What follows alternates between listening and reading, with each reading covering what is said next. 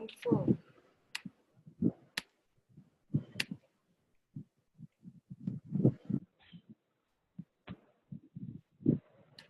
Oh, here we are recording. Coaches, in case you're wondering, Ram is not available at the last minute and I'm facilitating today's call. And it's wonderful meeting you all again. And more importantly, I'd like to introduce you to our guest for today. Manisha. Please say hello to Manisha Dahad. Am I saying it right? Yes, you are. And hello, thanks, everybody. Manisha. Lovely to be here with everybody.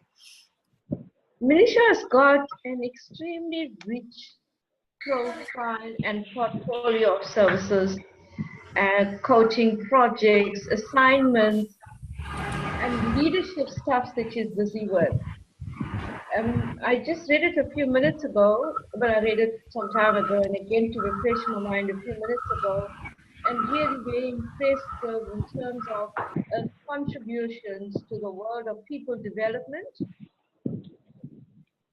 and social change. You know, when you talk about a social agent or a change maker, an innovator of change, I think that those descriptions apply beautifully to Manisha. As part of Manisha's presentation is going to include some of the stuff that she has done, more and in-depth into it. And I was just saying to her about an hour ago that she seems to have moved from the field of engineering into development and social change.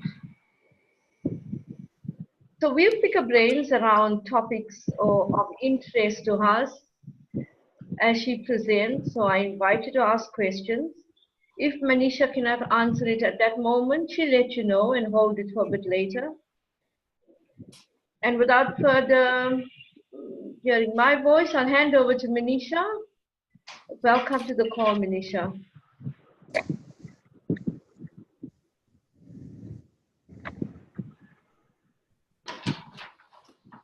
Hi, Cindy. I sometimes seem to be thrown off. I have no idea why, because my internet connection seems strong, but I'll just get started. Can you hear me? Yes. Where are you? Okay. There I am, somewhere. All right. So just guide me a little bit because I got thrown off the call a second. Yes, I was saying, well, welcome to you and handing it over to you.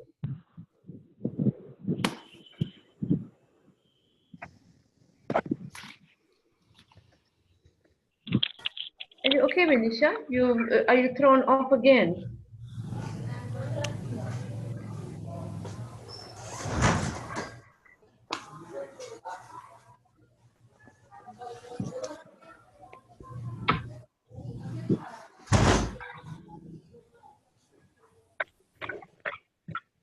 Coaches, sorry, just give Manisha a minute, please.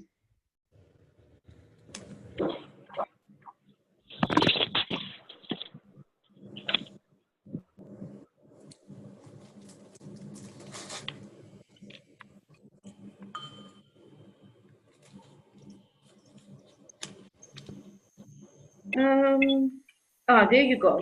There you are, Manisha.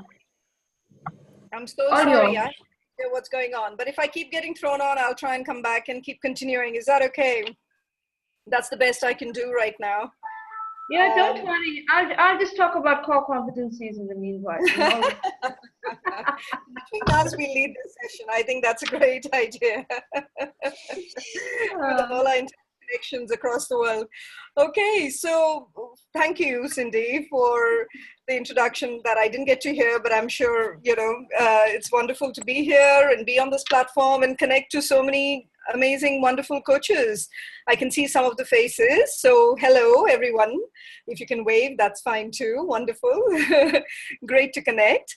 And today I'm actually going to share about what does it take to coach in the social space or to coach change makers or social leaders, you know, all the various names we use for people who are making a difference in the world. And it's is different. I personally feel that there is a difference between coaching, doing executive coaching and coaching people, doing even life coaching for that matter, to coaching a social change leader. And to give you a sense of why I believe that, I want to just give you a little background on the work that I'm doing. So it'll give you a sense of why we have created a new coaching model for the social space. And obviously it's something that everyone can use and share, but most importantly, I want to identify the areas that we believe coaching is so powerful for change makers, and how is it different in comparison to life coaching or executive coaching. So that'll be what I'm going to be covering today. I'm just going to share my screen because that'll give you a little bit of background. Is that sharing now? Yes. Okay, great. So I'm currently heading an organization called GAP, which is Global Action on Poverty. The intention here being that we want to do everything we can possibly to work with change makers. Change makers are individuals that are either an NGO or a charity or a social or running a social enterprise. And we work with them to accelerate their journey so that we can eradicate poverty much sooner from our planet. And I know there's a long way to go, but that's the intention of what GAP stands for. And the reason we went into, so our intention with GAP is to impact 1 million people who are living in poverty by 2020. We're starting with India, but we are already working in other parts of the world. I just wanted to share this is our intention because we want to bring a lot of people along with us to make this happen, and not it being a collective effort rather than just being a couple of individuals running an NGO or making things happen. So GAP was always set up to be a collective movement towards eradicating poverty. And there might be some individuals that are from the GAP community that have joined us here today, because there were many coaches from the Coacharya pool of group that had joined GAP when we initially set up the coaching model and GAP coaching program within GAP. So what is it that we do within GAP? What we do is we know that there are change makers, very passionate, committed people who are making change happen on the ground. And they're doing it in a way that is, many of us may not even go and do it in places or work on issues in such depth and passion compared to what these change makers are doing. And I'm not saying any of us is not a change maker. I'm just saying that the ones that have already initiated this change are so totally passionate and doing amazing work on the ground. And so the way we're working is we're connecting a lot of the resources, knowledge, expertise that already exists, and making that available to our change makers so that they can grow in their capability and their leadership and really evolve their journeys so that poverty can be impacted. So this is what we do very simply. As you can see, we've got 86 coaches from around the world, some from Coacharya, some from ICF, some from other APAC. They've all connected and have become GAP coaches as part of our, and providing support to our change makers, and they're doing it pro bono.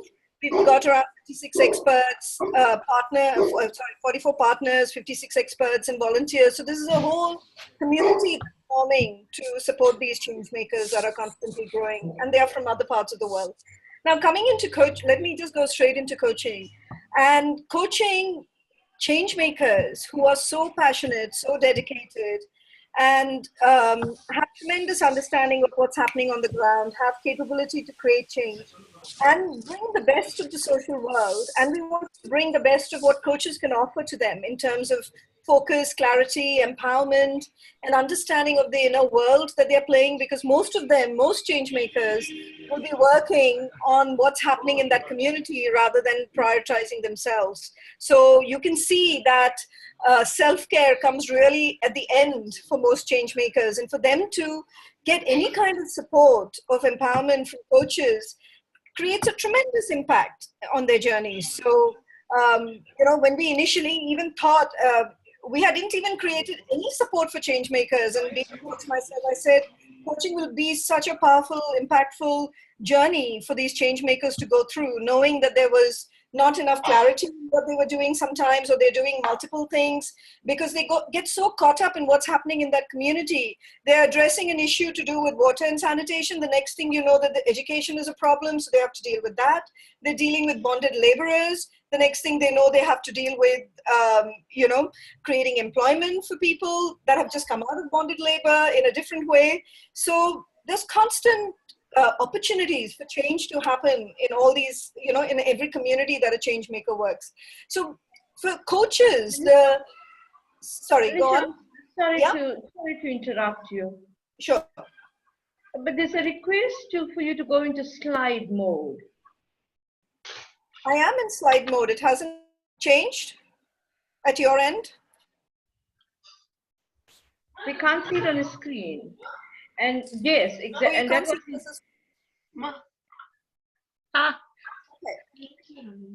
okay. Can you see it right now? Can you see a slide with two blobs and saying coaches and change makers? Can you see that? Yes, we can see that. It wasn't changing on time, Manisha. All right. I think what's happening is it's not changing on slide mode, but it'll change when I change it like this. Can you see like this changing? Yes. Yes, it is now changing. It is now changing. Okay, so I'll use it in this mode because quite often on Zoom, the slide mode doesn't work on my Mac across different platforms. So let's give this a shot. Okay. Yeah. So I was just sharing about how change makers and their world is so different from the worlds we take so much for granted, and it takes them into so many areas. And having a coach that provides stability allows them to have a mirror to see what's really going on, getting them to a place of clarity, getting them to understand what's happening inside their inner landscape, in which many have even never looked within. Just creates such amazing impact in the Changemakers journey. So just to give you an idea, when we did a quick survey to see what added the most impact on their journey, when we had provided networking, learning, experts, coaching was one of the highest, impactful areas for change makers, because that allowed them to have space to look at what they're doing, how they can function better, and how they can become a better leader in that journey. Now, to get to this place of even developing a coaching model for the social space, there were a couple of us, coaches that had to really look at this in a holistic way to say, how is this different from any of our, regular coaching? And what came up is these are the three areas one needs to look at when we are coaching a change maker. One is around personal leadership, and that's something that we all normally coach around anyway, but making sure that this person understands their style and their way of working with the communities that they serve, and requires a very different style of coaching to get to their personal leadership. The other aspect is project effectiveness. So they're all working on different initiatives and lacking in many ways how to manage it in the most effective way. Sometimes the strategies are not clear. Sometimes they're doing, they're too diversified in their areas of focus. Sometimes not even a strategy of creating campaigns is even available, how to even engage with volunteers, or even look at how do I go out there and enroll the community to truly believe that this is required in the community and it is suitable for them.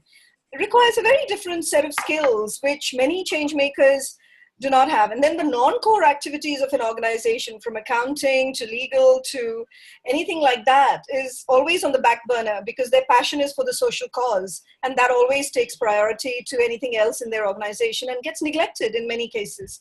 So when we are working with our change makers, even to get them to get ready for funding requires for us to do the planning, look at their funding, look at how they're even creating budgets. All of that, we have to work with them to get them ready to even get to the stage of funding. So just to give you an idea, coaching them to make their organizations effective, their projects effective, is a really key part. And most importantly, being what we would, doing what we are doing with GAP. GAP was there to eradicate poverty, for the people who are living in poverty to come out. So Changemakers was a medium for us to, make that happen, and a very powerful medium. So our intention was not just about let's make this change maker a great leader. which many of us as coaches would find that's an amazing thing to have done.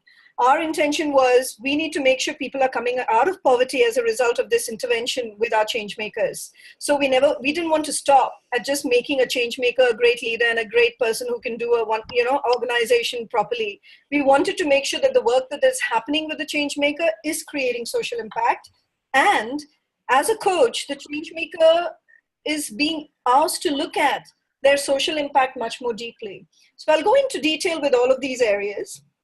And lastly, in any of these coaching, and I think this is something many of you would be doing anyway, but to create the transformational space that was required for these change makers to truly open up, to go deep, to hold the space and energy that will allow them to emerge powerfully, through these conversations, was a really core part of the work that we're doing. Because these individuals are so purposeful in the work that they're doing that looking at themselves, looking at who they are and what their journeys are and who they can powerfully be is not something that many have even looked at. So that space was really important in our discussions of how we ensure that the coaching sessions are really powerful. So I'll just take you through a couple of thoughts around personal leadership. I know most of you will be very familiar with this, is to really tap into what their vision and passion is and ensure that it's aligned to what they're trying to create in their projects, because quite often we found that the person's dream and their vision and passion was there, but not very aligned with the work that they were creating in the world. So by expanding that, we allowed them to, we could create space for them to get truly aligned with the work that they're doing. The other piece, obviously, that's slightly more distinct when you're looking at leadership development for change makers is there is a lot more collaboration about and bringing people along with them. So, generally leadership styles, obviously, you want people to get along in teams and influence and so on.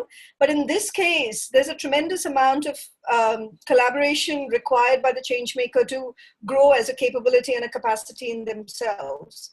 Compassion to keep expanding. You would assume that somebody who's making social change happen, that they would be, very compassionate, empathize with the issue, and so on.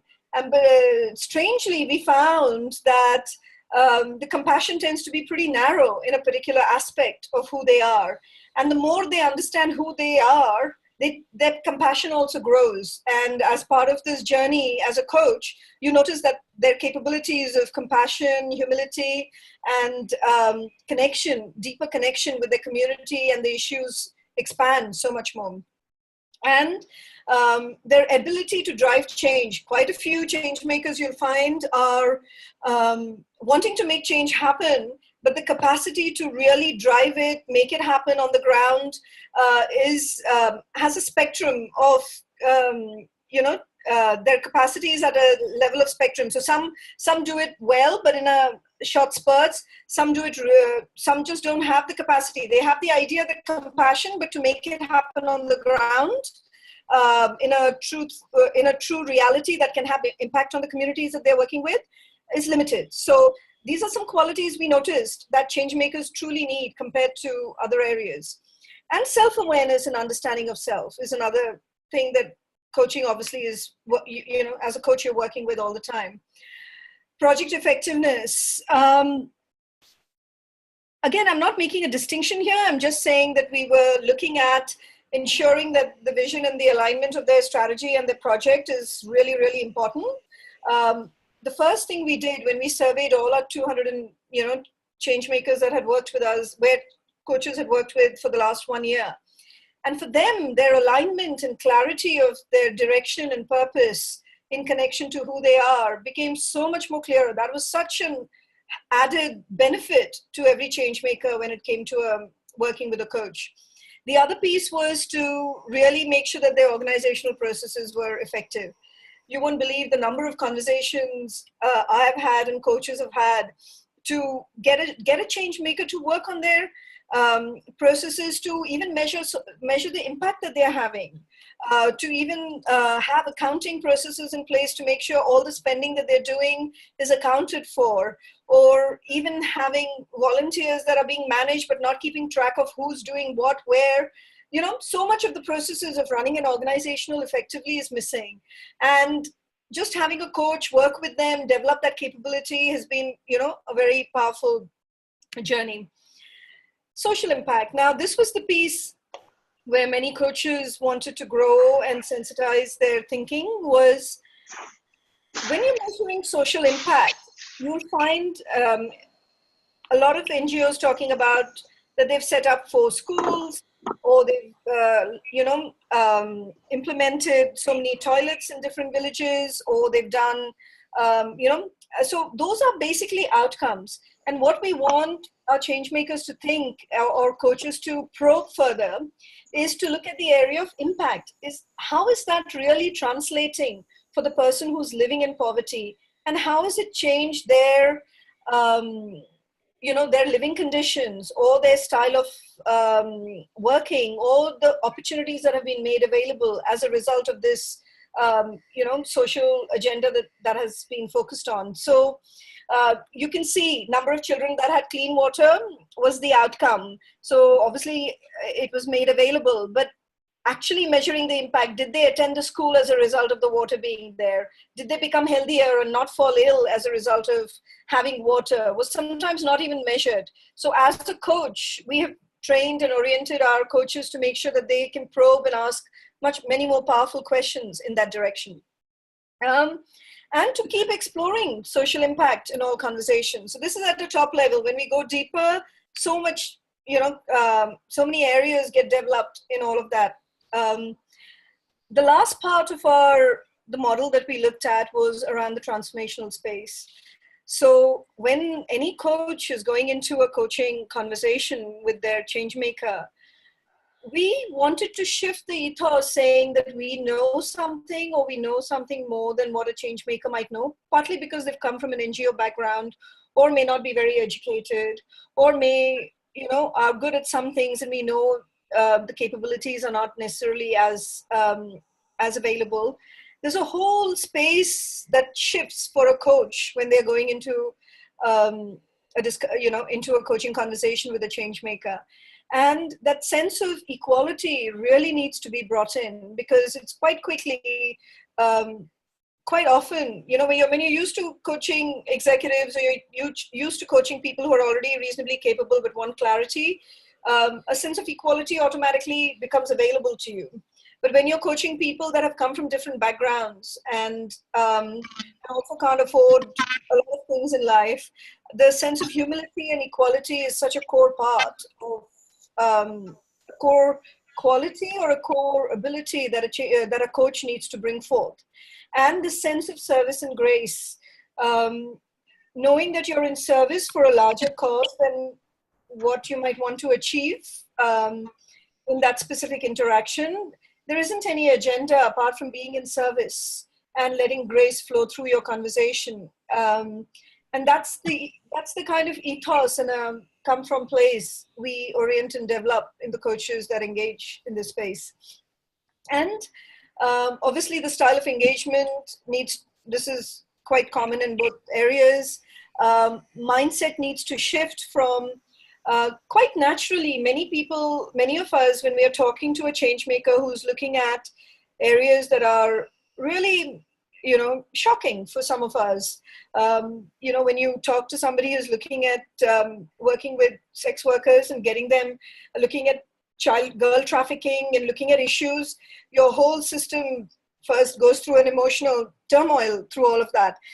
Before you can even connect to them, you can empathize, but to shift them to shift your own energy to a place of being empowered is so important as a coach, because then you're in a space to empower the change maker too. So, and empathizing has to be shifted.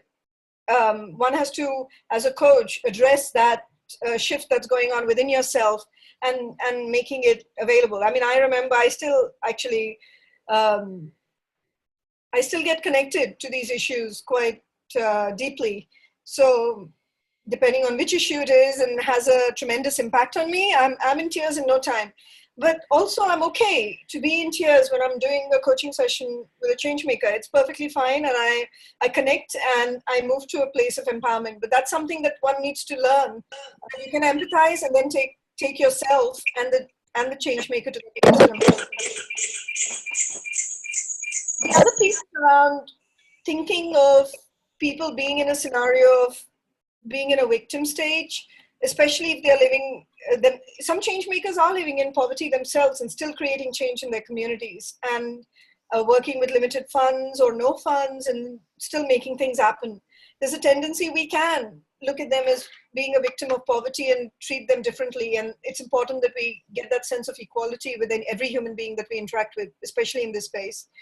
And to shift from that, at the end of the day, they are an amazing human being with tremendous potential, which I know as coaches we would all connect to, and that there are some circumstances that this individual has gone through, which doesn't mean that we need to be in that space of, looking at them as a victim of a scenario. And so when we are, the other piece is about looking at them from a wholesome place of being the leader and the project and the impact. All of it is happening simultaneously so that you can empower the change maker. You can make sure that the impact that they're having on the ground is powerful through their organization, and that their organization is becoming, effective. So you're always juggling with these three areas, and there's an interplay that happens when you're coaching a change maker through this. And I know I'm talking, so nothing like experiencing a change maker and getting a sense of it, but I haven't, actually I could have done that. I could have asked a change maker to come on board and a coaching could have been done, but that's what we normally do when we work with our coaches. And the other thing we've really introduced and asked many of our coaches to do is to really work with themselves and bring the silence in their own being and make sure that the space is created, that they are empty. It's so important that they're empty from all the struggles and stresses of everyday life, and are available and are there in service of the change maker, and then flowing from there, from a very deep place of being intuitive with what the change maker needs and dancing with that. So this is something we've created with many of our coaches. I wanted to share a short video. I'm hoping you can hear this, so let's see how that goes, with one of our change makers. Her name is Ria. Can you see that? My name is Ria, and I'm representing Kayakal team, which was selected as one of the gap intensive change makers. Cindy, can you hear this? So I like to say that the gap intensive program so far I can hear it, but I suggest that all coaches go off video so we can see it better.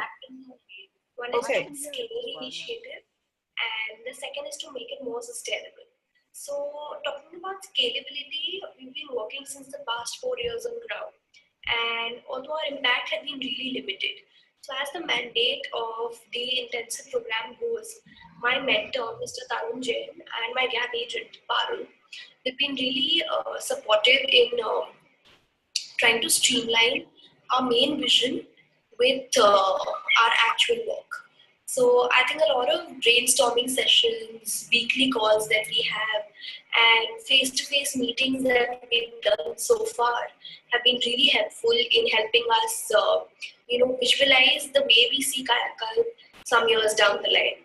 So far the intensive has been very helpful in helping us just recap and see how we've done our work and how we can take it forward to make a more sustainable impact and a better impact.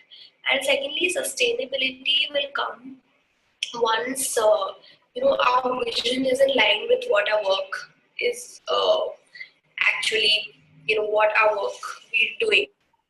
Okay, so that's just to give you one sense. And I'd like to share a video of a coach that has been coaching her as well, so you can see what impact she's had. It's been a great pleasure to work with Ria. She's very committed to her work. She draws on every resource that's available to her. And she holds herself accountable in a way that made my work very easy.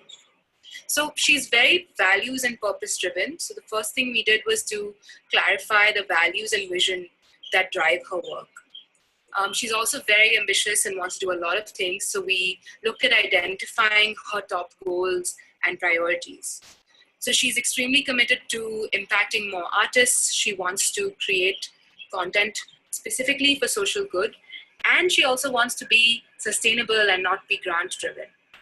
So we really looked at different parts of her business model and how they could evolve with this focus in mind.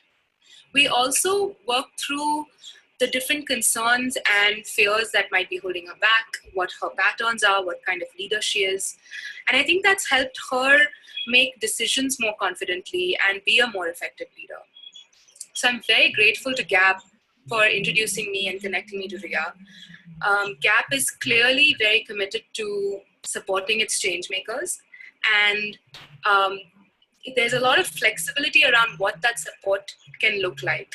So that's allowed me to explore where I can make the most impact and what skills I can bring in. And it's been a really fulfilling journey for me. So thank you so much, Gap, and thank you, Ria. Great. So you can see that, it can be a very fulfilling journey, journey working with a change maker who's making a difference and knowing that you've made a huge difference in their life and that it is impacting people on the ground who can come out of poverty. In our case, it's a higher purpose that we're all working towards rather than just the agenda of growing, for a change maker to grow or for a coach to benefit from that engagement. Both parties are working towards something beyond themselves.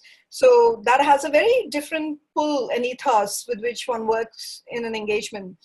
I wanted to share with you some of the areas that I have found, that when you're coaching a social leader, these are some things that really help and support a change maker. So creativity is really, really important for a coach to bring in with a change maker because they're so limited in their resources, the challenges and blocks that keep coming up, whether it's to do with funding or whether it's to do with they're working with the community and suddenly they find that the people that are in their community are suddenly behind bars because of an issue that's happened in the local community and they have to work with that. Or, there are always such scenarios with which, our normal thinking in a business environment or a life environment from the worlds that we come from get really challenged. And the only way we can work with our change maker is to keep thinking, getting them to think creatively of every possible way that they can make this change happen or address or find a solution or really reach out to a wider group of people that they can get support from. So creativity from finding solutions and creativity to expand their thinking of ways in which they can have better impact on the ground is really, really a core part of what a coach would bring to a change maker in this case. I'm hoping I'm making sense. Is that, I know I can keep talking and I don't feel like just talking to slides. So if you've got questions along the way, please do ask. Okay. The next piece is around resilience. The journey of a social leader is a really hard one. They are working in constraints that, that we can't even imagine. They're working in constraints of not having support from the government, sometimes not from the community they're trying to sort out. So imagine, let me give you a name of, we have a change maker called Gitanjali, and she works with people who are in the sex trade in a particular street in Delhi. And her intention is, and even something that the women want, and they call them Didis, they want to come out of that, but don't know, they've been involved in the trade since they were young, trying to get them out of that situation and find alternative employment, and finding everywhere that there is a block when they try and engage with these women, whether it's the police that's colluded with the pimps or the pimps themselves will try and retaliate, or anything you try and create is, brought down. Imagine the kind of issues you're facing as a change maker when you're addressing social issues that have been created in society. And as a coach, when you stand by next to a change maker like this, and support them to build their own resilience, to not give up, to take care of themselves in that journey as well, because some of them have been burnt out trying to resolve some issues like this, and how to address many of the obstacles to find ways to keep staying on the path despite all the challenges that keep hitting you is a huge focus of a coach. Hence, I feel it's quite distinctly different, because you would have to bring out every possible tool, thinking, compassion, strength, to work alongside a change maker to make sure that they feel empowered and keep building their resilience through this journey. To give you an example of another area is to ensure that they build their capability to stay inspired and find ways to and have this is a real distinction of a social leader. In many cases, when you have a leader, you're looking at how they can influence a community or a group of people, how they can inspire them and bring them along. In the social space, inspiring is one thing, but you cannot influence very much the community you're trying to impact. You have to enroll them into your journey with you as a social leader, which requires a very different skill set, and to find the skill set that's appropriate to the style of a change maker, to build their capability to be a great enroller, requires different toolkits to work with. So I'm just highlighting the key areas that are really different for a change, for a coach. And the biggest piece is, how can you be sensitized to the space if you haven't been exposed to that social space apart from observing it in your society? And in some cases you may have volunteered, or in some cases you may have been actively engaged. How do you sensitize yourself to this? Because trying to even understand what a change maker goes, and for them to open up to you, you have to learn the language of that world. And that's a journey in itself. So becoming familiar with the social space, the issues that are there, the problems that it engage, understanding the heart of the change maker from where they're coming from, and connecting with that and being intuitively connected to that. There's a whole range of capabilities you develop as a coach, which you may or may not use on other engagements.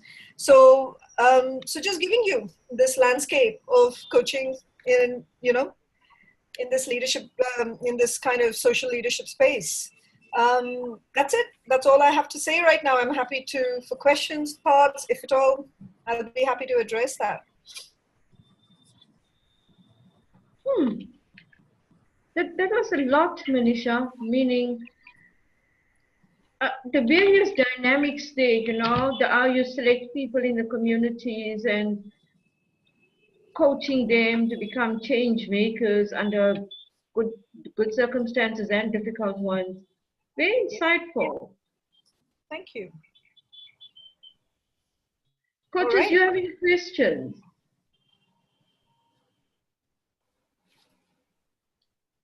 No? Have I just blown everyone into silence, or I haven't made sense? It could be either one of those two things.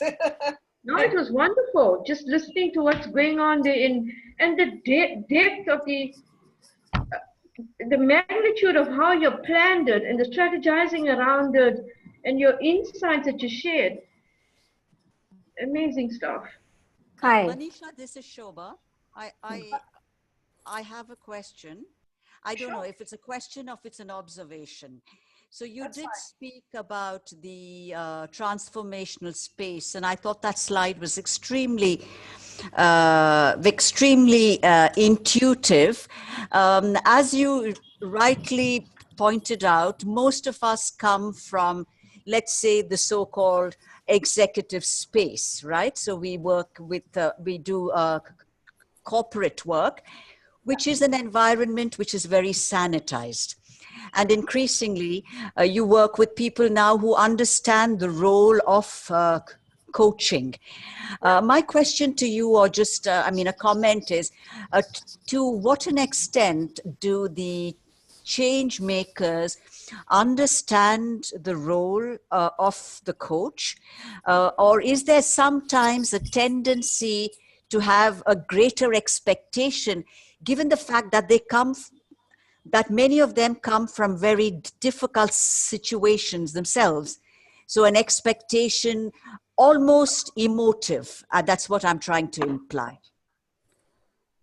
Yeah, yes and no, because if you saw Ria Galecha's video, she's a student, but has passion for social change and created a social enterprise, working with artists in a different part of Delhi, in India. So in some cases, they've come from a similar background and they're making change happen. Some people come from urban backgrounds and want to make that change happen in society. So there's a whole mix.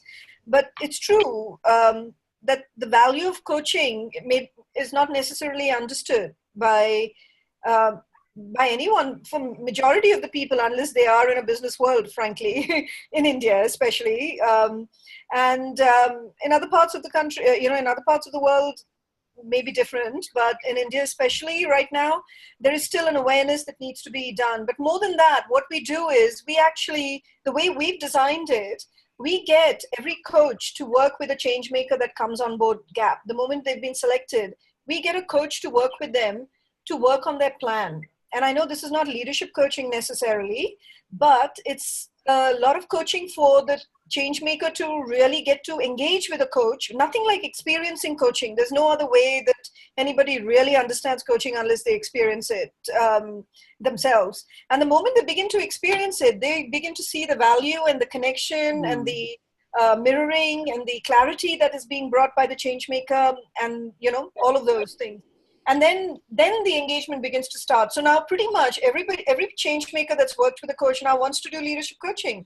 They want to develop their capabilities as a leader or keep continuing, to understand their inner landscape. So it works. And if the capability is not there for them to be very fluent in a language, or they're not necessarily very educated, the coaching changes. It isn't just pure coaching, it becomes a bit of mentoring, a bit of guidance, a bit of expanding your network to them. So it becomes a combination of things, especially if the change maker is not totally, is not very well educated. Makes a difference. Does that kind of give you some insight? Yes, absolutely. Absolutely. Thank you. Thank you. Thank you for asking. Hi, this is Smriti here. Hi, Smriti. Yeah, thank you, Manisha. That was very insightful. I want to contribute and I want to know how I can do that.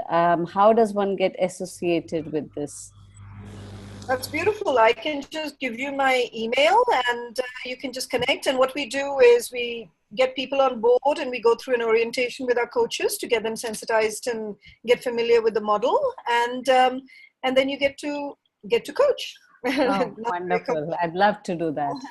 Wonderful. So what I will do is just share my email here. I'm trying to find the Zoom somewhere. Okay, I'll get to it and I'll share it. I think once I stop sharing the video. Can you just tell it, Manisha? Can you just say it? Okay. Or share it in the chat? Yeah, I'm just doing it here right now.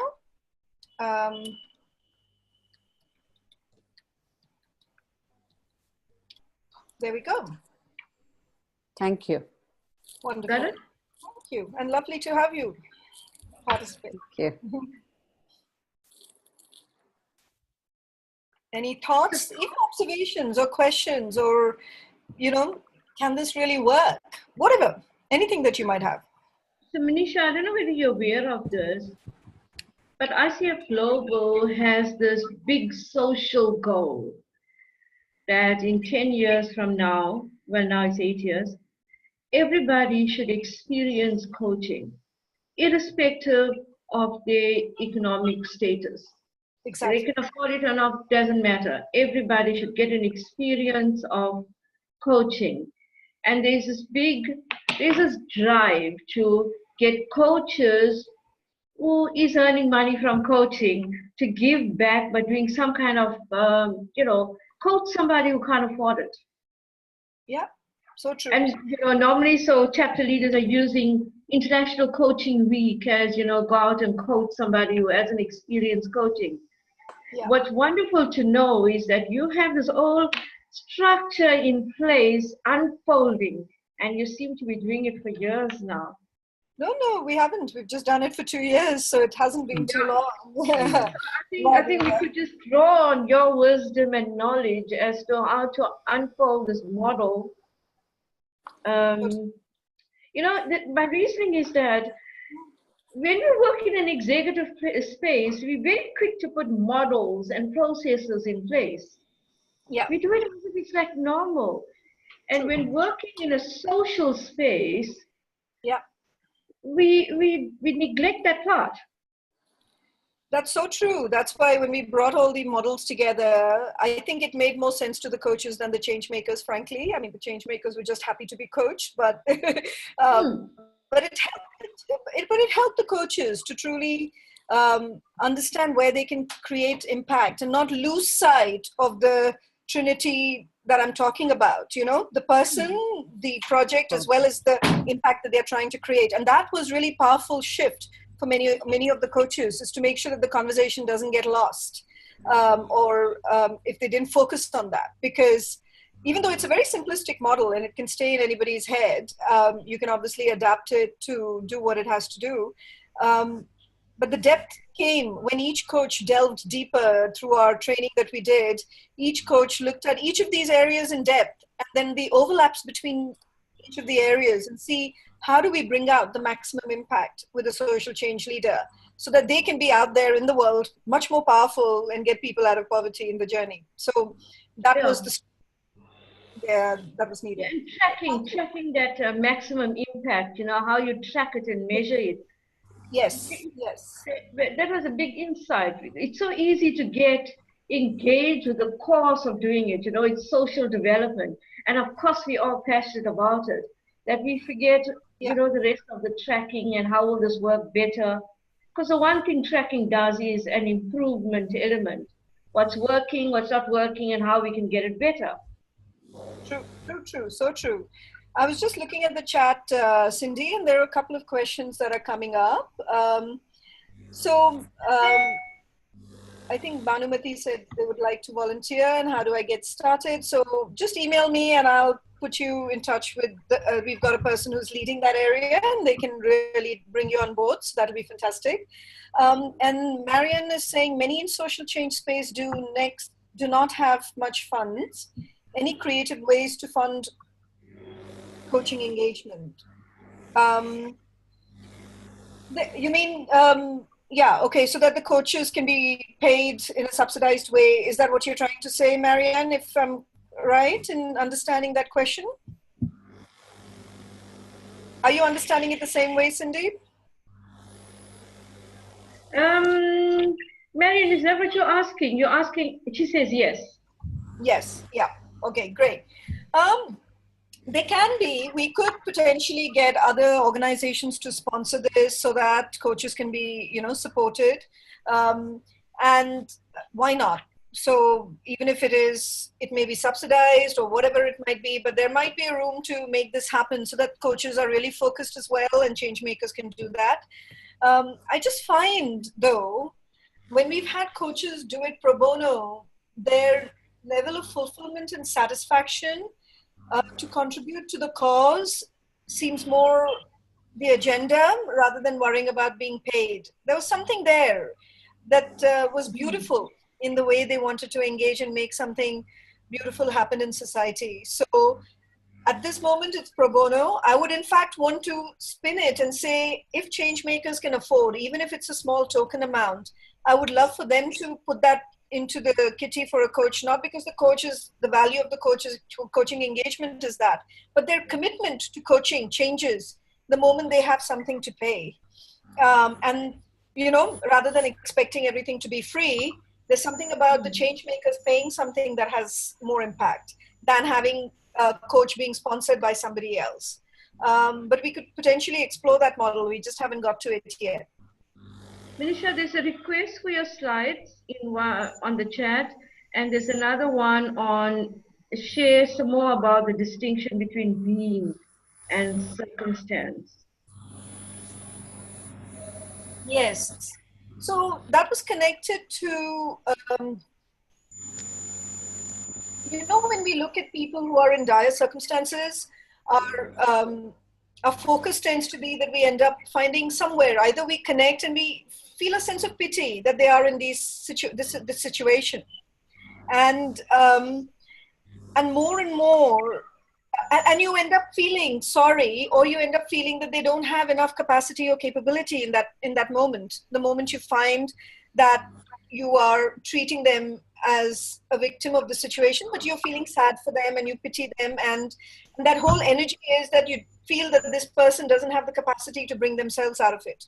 And it may be true to some extent, but as a coach, more so, we want people to connect to the being of that individual, connect to the potential and greatness we know that exists in every human being. And you can see it the moment you come from that lens, and just know that they're in a circumstance where they just had, it's a shame that they have been given that kind of life right now. But we know the moment you connect with them from a being space, they begin to emerge as a person that has the capability, has the possibility of making a difference to their own life. So, and that's the perspective that we are saying you keep when you're dealing with a change maker and you're dealing with the community that they are engaging with. So from that space is what I was trying to clarify. I hope that makes sense, Aishwarya. And if it doesn't, please, feel free to ask again. What is my personal background for believing in the power of coaching for change makers? Why not mentoring, for example? Good one, Vijaya. No, I started coaching in 2003, so this has been a long time. And I remember the first time I got coached, I saw the power of it in the way it empowered me, made me totally clear about where I needed to go, and got me onto my own internal journey of trying to understand who am I and what am I here to do. And I think the power of coaching to take me there was just tremendous. Obviously, there can be many triggers for people and other experiences. And mentoring at the end of the day is advisory. It's more about the experience of the individual that is mentoring you to share their experience or their advice. But as a coach, when I was coached, I found I got empowered, which I didn't find when I was mentored. So nothing like coaching. That's why when we initially kickstarted GAP, mentoring came later. We had experts to provide mentoring later. We first came with coaching and the power of coaching with our change makers. We knew that would shift the dynamic much, much more powerfully. And imagine empowering somebody, then you don't even need the mentor or anyone to guide you for too long when you've got your internal guidance system activated. So Manisha, that's my Ram wants to know if you welcome coaches in training. Are they welcome on the program? At this moment, we are taking certified coaches, or at least who finished their certification, purely because we are not in a place to make sure that the coach is also ready and give the social space sensitivity at the same time. So we've taken only certified coaches right now into GAP. But, you're welcome. Just connect with us anyway. And as we are ready, we'll bring you on board. And as you're ready, there's no reason. If you want to make a difference and you want to bring that coaching to a place like this, that's great. Except that we don't want it to be an environment where you get your coaching time as a practice session, because the intent here is to make a difference to the change makers journey much, much more so than you having your practice necessarily as the agenda. Not that there's anything wrong in that, but in this case, we want to make sure that the impact to the change maker happens straight away. Yeah. Coaches, did I miss any of your questions? Please copy and paste it back into the chat or ask it. She wanted to share. My email ID is right above there. I don't know if it's visible for anyone. Somebody wanted it to be shared again. I'll just do it again. Yeah, I'm looking to copy and paste it. I've just done it. Sorry. Okay. Okay. I think that's pretty much. How is the outcome of linking poverty eradication to GAP coaching model measured?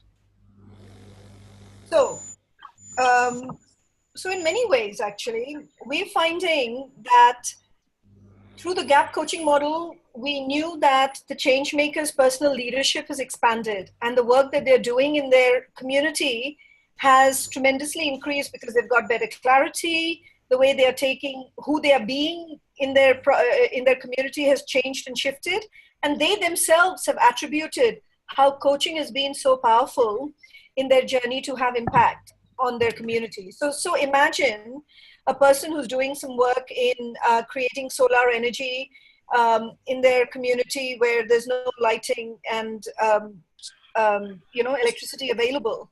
What is happening is, as a result of the clarity that they're getting through the coaching and the areas where they had fear or obstacles that they hadn't gone forward with, they're beginning to go. They've now got the strength and capability to go into areas that they hadn't gone to before, and then began to serve more people, or the people that they were serving managed to get deeper into the impact that they're creating in that area.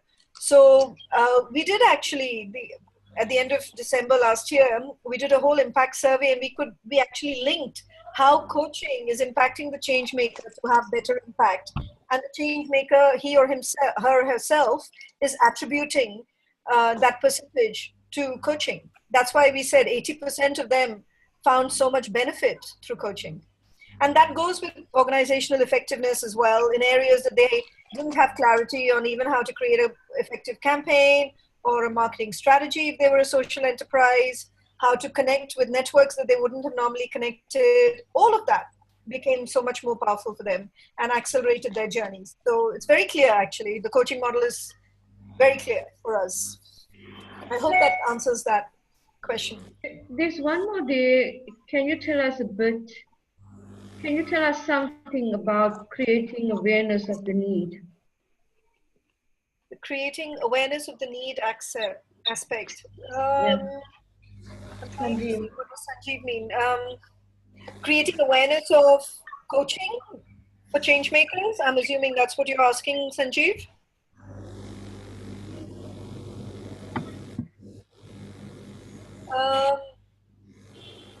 If that is the question, the need for the change.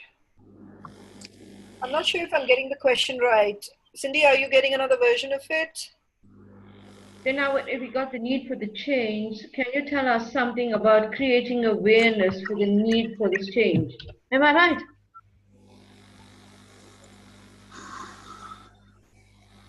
Oh, for example, he's giving an example, the need for change in mental health.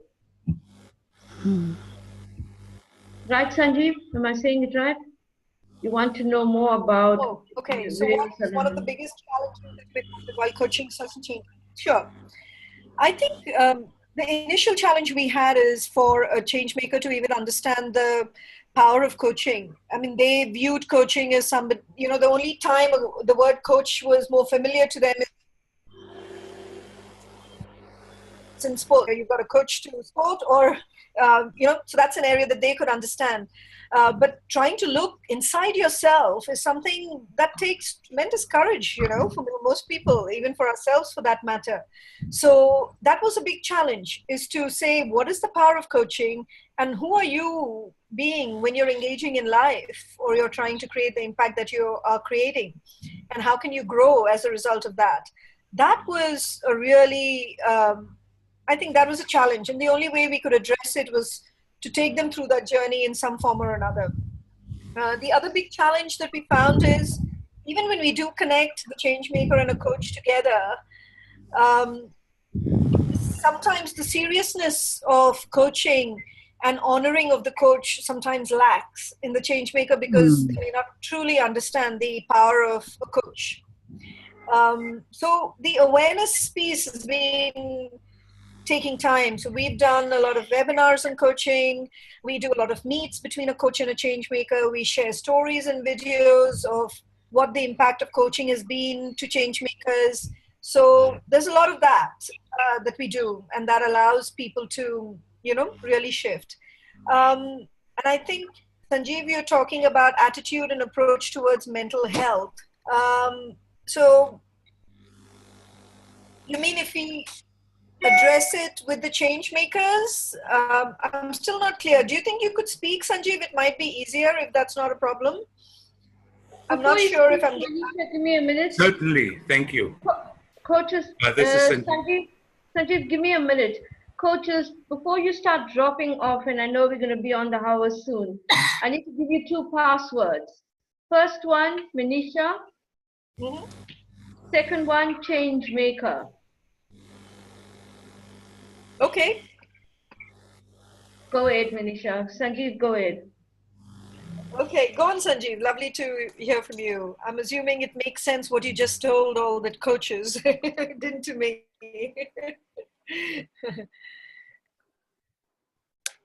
Sanjeev, do you want to come back and ask Yeah, a I'm question? here. Yeah. Thank you, Manisha. I'm working on mental health, and what the challenges I face at this point in time are even considering that mental health is an issue, or is a challenge in society today. And when I'm talking about mental health, I'm not talking about mental illness. Yeah. You're just talking about if people, of mental health at one other level, right? Whether it's connected to depression or other areas. Am I right in saying? Absolutely. And managing stress, making decisions, having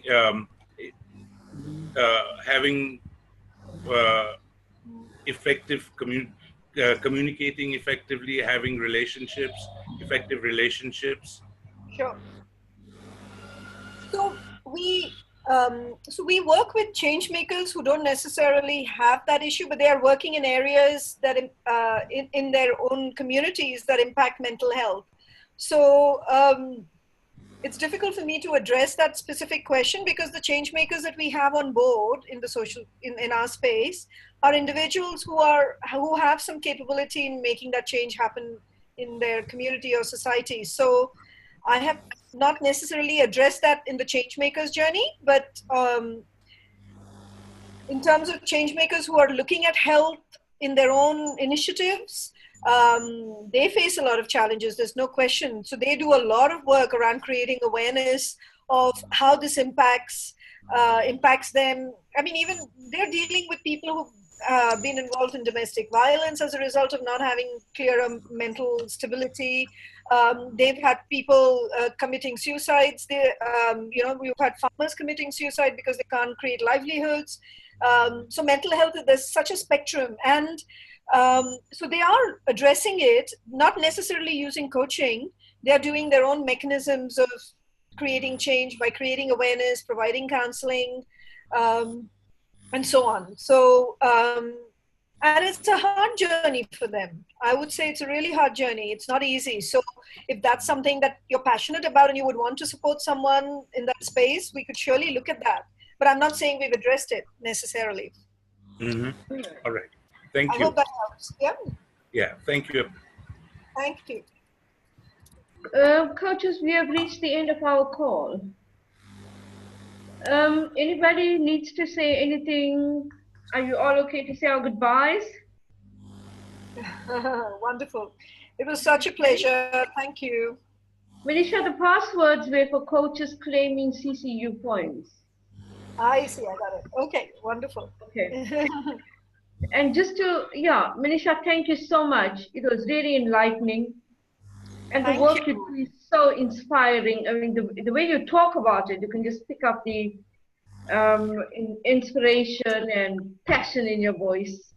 Wonderful to hear from you today. Thank you. It's been such a pleasure and lovely to know you too, and to connect to all the coaches. So thank you. That's it. Wonderful time. Great. Okay. Thank you. Wonderful. Bye.